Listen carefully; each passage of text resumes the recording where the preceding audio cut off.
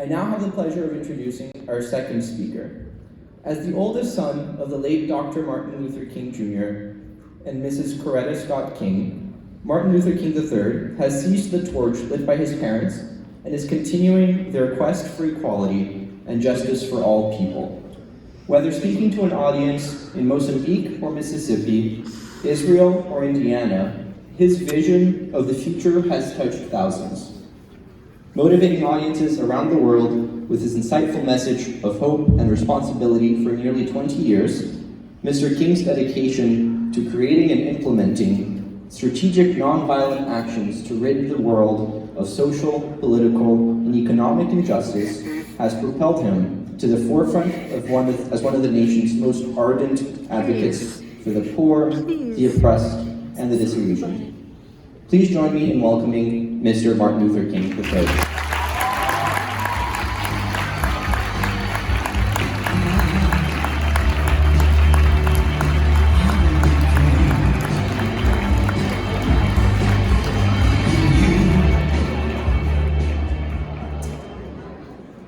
Thank you for, first of all, let me thank God for the opportunity to be here again in New York. And I want to ask the engineers to raise the lights a little bit so I can see you, especially after seeing Oscars the other night. So I want to see somebody here come and run, do something. Thank you. In all seriousness, let me thank all of the sponsors and particularly the United Network for creating this opportunity to participate in this great forum. Mr. Ambassador, thank you for your insightful presentation. And to each of you who have come, maybe largely from Italy, but from around the world, I hope that this experience has begun a process of transformation for each of you. Now, I'm really excited today to be with you, but I'm particularly excited because a very special and wonderful and amazing person has accompanied me on this trip. Perhaps the most important person in my life, my wife,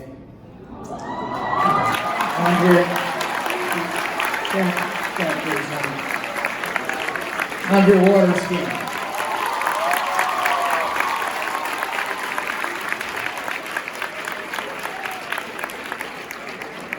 So while we travel more than we have in the past, because we work together, I actually am the chairperson of an organization called the Drum Major Institute, and Andrea is the president.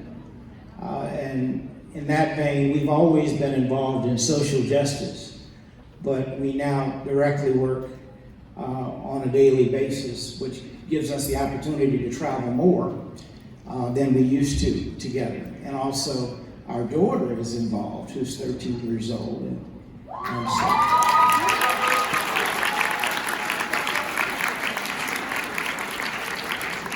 So we're engaged in family activism. Let me thank you also for these lights keep going in and out. Is that part of it? They go up and down. There's no way to keep them stable. I'm just asking. If not, we'll push on through. But I don't like being in the dark because I don't sing and I don't dance. That's not my expertise. I mean, I can do a little bit, but that's not what I do. So I want to be able to see you. I know you can see me. Because the way you determine impact. And my grandfather was a Christian minister. And oftentimes he would say to his parishioners and to those congregants who came to church, "Are you listening?" And he'd be able to look all over the audience to determine whether people were really listening or whether, he was saying, he used to say, "I don't want to ever run the risk of talking more and more and beginning to say less and less." Sometimes people just go on and on, and you want to say, you're saying to yourself, "I'll be glad when this person sits there." But when you're able to see, you can determine, okay, my message is getting through, because most importantly, it's important to be able to communicate.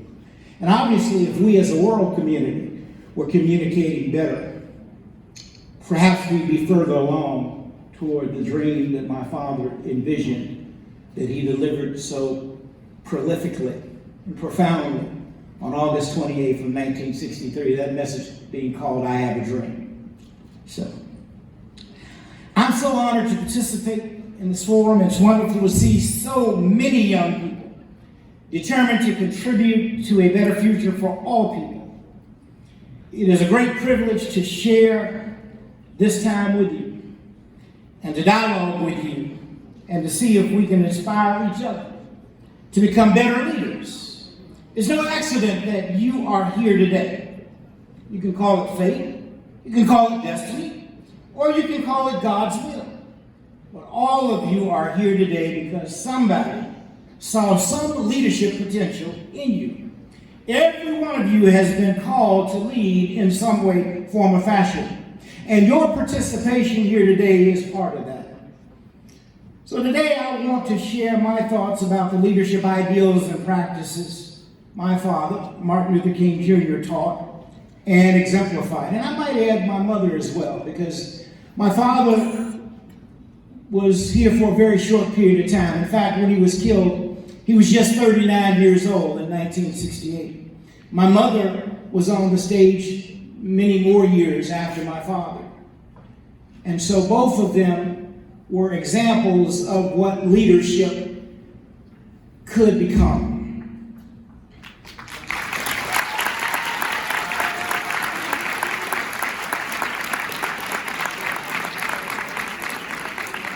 Now, I think you should understand that real leadership does not require that you be a famous person. My father's career as a civil rights leader started when he was a preacher of a church in Montgomery, Alabama. The mantle of leadership does not always fall on famous shoulders. Instead, leadership requires only that you step up and work for a better world. But leadership does not require that you speak out for justice and equality. It means that you stand up for those who are less fortunate than you. It means that you become an inspiring example of courage and moral decency in your family, your community, your nation, and our world. You don't have to be famous to do that, again, I say. It doesn't matter what kind of job you have. You can be a lawyer, or a farmer, or a teacher, a student, professor, or an auto mechanic, or a waiter in a restaurant, and still be a leader. A leader is someone who inspires people with her or his vision, integrity, compassion, and courage. These were the cornerstones of Martin Luther King Jr.'s life, leadership, and legacy for our times. I would also encourage you to get the best education you can for your chosen career. But always work on your inner strength. Educate yourselves about the values of peace, social justice, and interracial understanding, cooperation, and goodwill. Everyone here today can become a champion of civil and human rights. We can all make a difference and help to create a better future for the people of our planet. Make yourselves an advocate for the poor and oppressed people of our world. But someone who stands up against bullying and brutality is so necessary today. Take a stand against corruption and exploitation. Serve humanity as a champion of peace, brotherhood, and sisterhood. And right now, that means that you stand up for freedom and self-determination for the people of the Ukraine, as Ambassador stated. People of goodwill everywhere should be appalled by the horrific brutality suffered by the Ukrainian people. I hope all of you have joined the call for an immediate ceasefire and an end to the invasion of Ukraine. I'm also very concerned about reports of racial discrimination against refugees of color in the Ukraine and at the borders of neighboring countries. Some people of color have been turned away by Ukraine's neighbors. This must stop. every nation should welcome all refugees, regardless of their race. To do otherwise is to cooperate with racial oppression. This applies to my own country, the United States, as well. We must put an end to all forms of racial discrimination in immigration and refugee policies in every nation on earth. My hope is that the United Nations and United Networks will play an increasingly active role in meeting this challenge. Please stand up, be heard, and be counted in solidarity with the refugees of all races in every nation. And please support international sanctions in response to the invasion of the Ukraine. My father advocated sanctions, international sanctions, to end apartheid in South Africa and to rectify injustice everywhere. International economic sanctions can help prevent further bloodshed. We have an historic opportunity here if the nations of the world stand firm for economic sanctions as a very expensive penalty for military aggression. We're seeing an unprecedented international coalition supporting economic sanctions in response to the invasion of the Ukraine. If these economic sanctions persist and spread, it will discourage future invasions of vulnerable countries. Please do what you can to encourage your respective nations to support the sanctions.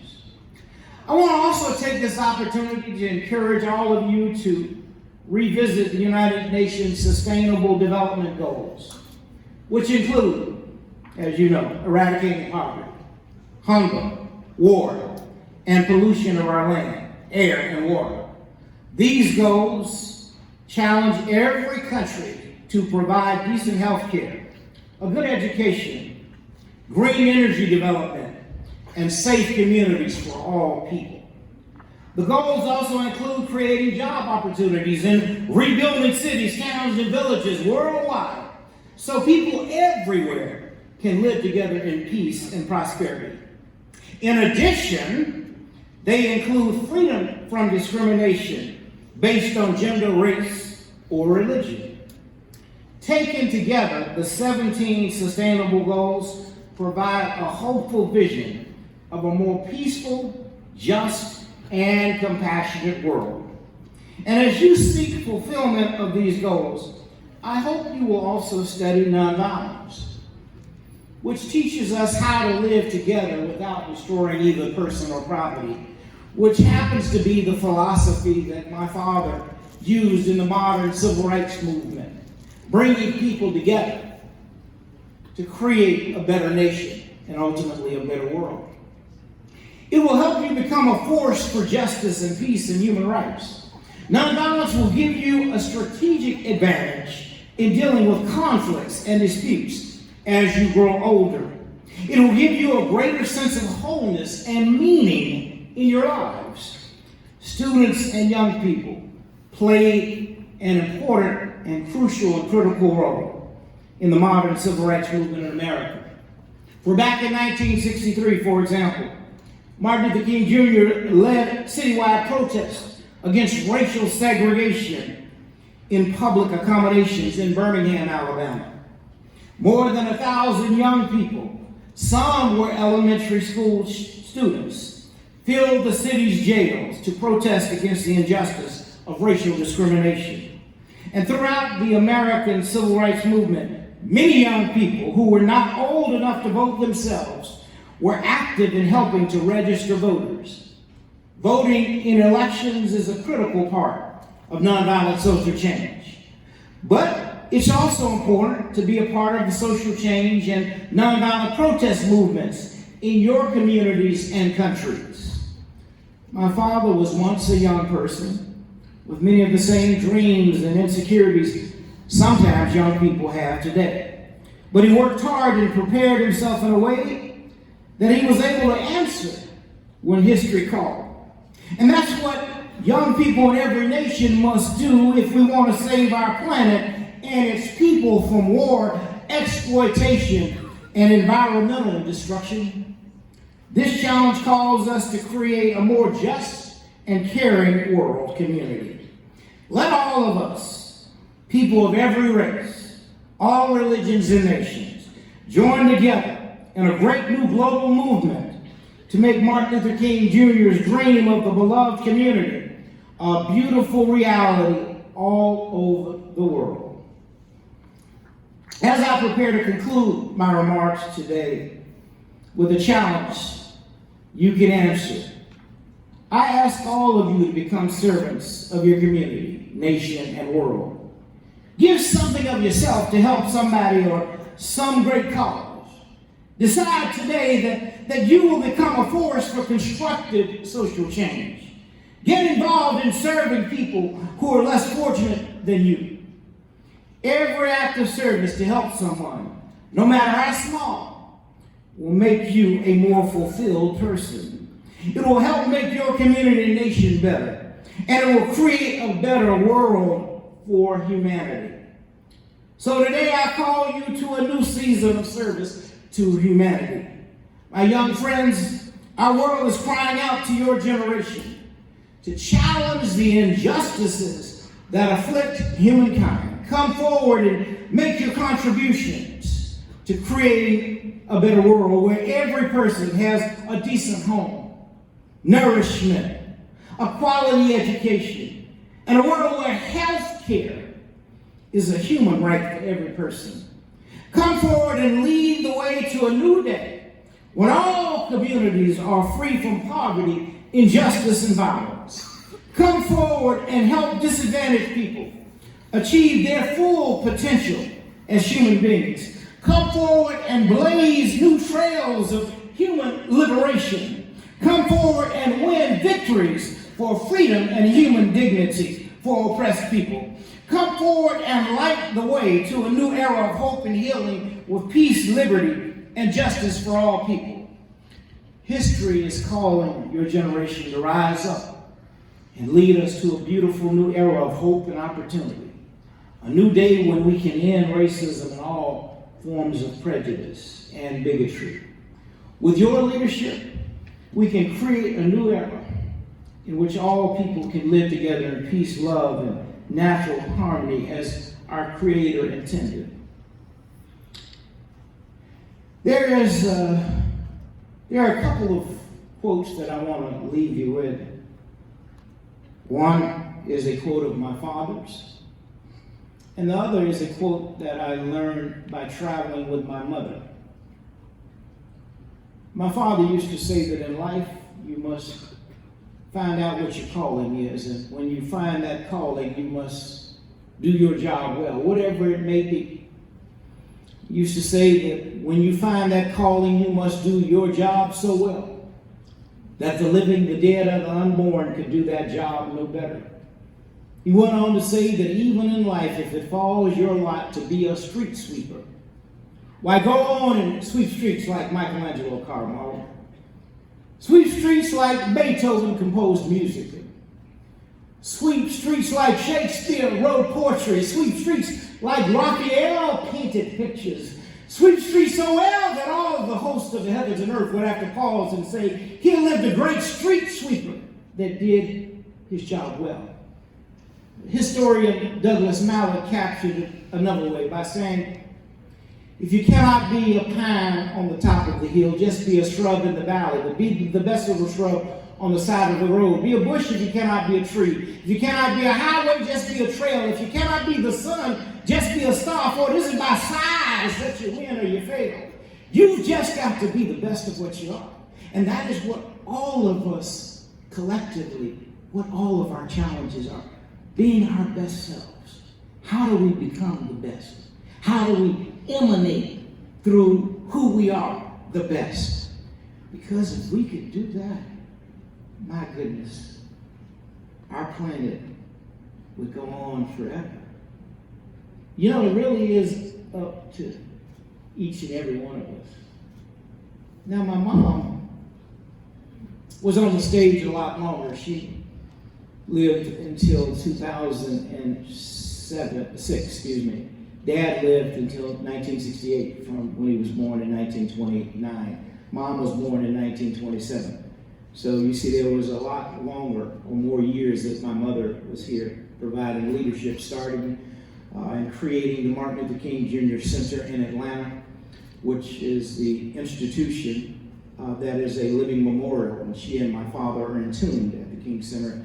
And if you get a chance to get to Atlanta someday, hopefully you will come and visit that memorial, which is designed to institutionalize one of the organizations, to institutionalize the legacy of Martin Luther King Jr. and Coretta Scott King. But she took me to an undergraduate school, which is called Antioch College in Yellow Springs, Ohio. And on that college, there was a statue of the educator Horace Mann. And like most statues, under that statue was an inscription that made a profound impact upon me as a 14-year-old child. And I went back many times after.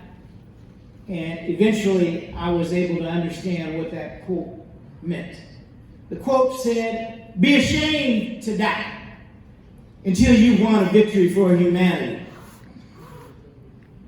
I said, wow, that is so powerful. Think about that. Be ashamed to die until you won a victory for humanity. And you may say, well, how do you do that? I mean, if you have a corporation, it's probably pretty easy. Or if you have a big business, maybe pretty easy. But how do you do it as an individual? So I broke that down and I said, you know, we can win victories on our street. Or some of us may win victories in our schools. Some may win victories in our places of worship. Some of us may win victories in our cities. Some may win victories in our regions or provinces. Some of us may win victories in our nation. And some of us may win victories in our world. All those words mean are be ashamed to die until you've done a little something to make the world in which we all must live a little better than it was when you arrived. Thank you very much, and may God bless each and every one of you always.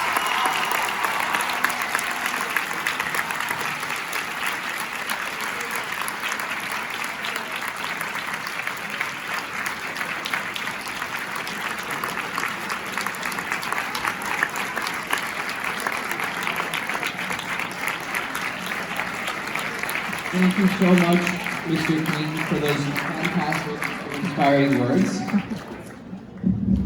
We now have a few questions from students, so I'll invite the students to use the